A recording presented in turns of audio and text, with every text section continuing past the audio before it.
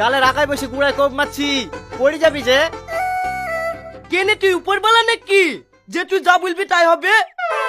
অত জ্ঞান দিতে আসিস নি, তুই যেখানে যাচ্ছিস সেখানে যা, আমাকে আমার কাজ করতে দে। ঠিক আছে ঠিক আছে, কাট।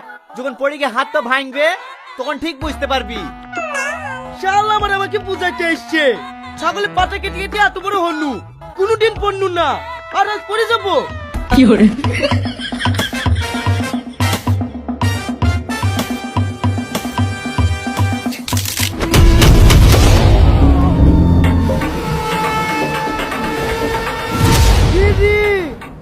ও বললো আর আমি পড়ে গেল,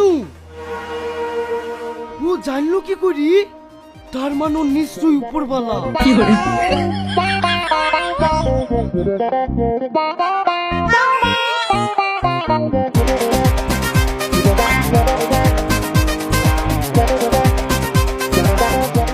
ও ভাই যাও না, দাঁড়াও দাঁড়াও দাঁড়াও, আমি কবে মরবো ভুলে যাও।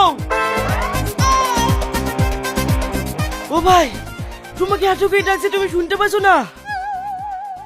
পড়ে গেছিলা, আমি জানতাম তো তুমি পড়বা, মজাই লাগিছে।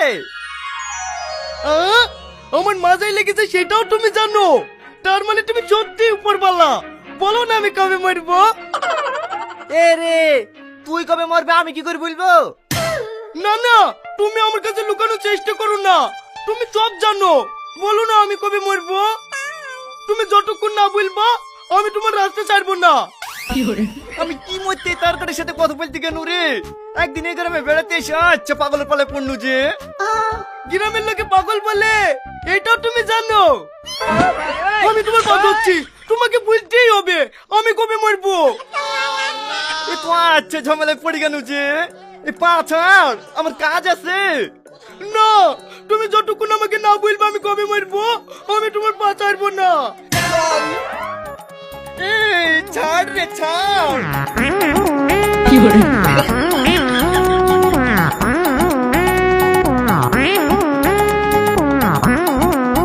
না, আগে বলো আমি কবে মরবো। সে তো ছাড়বে না রে, যা, যেদিন তো পেছন দিয়ে লাল নীল শুতে বেরোবে সেদিন তুই মরবি। ঠিক আছে উপরওয়ালা, তোমাকে অনেক অনেক ধন্যবাদ।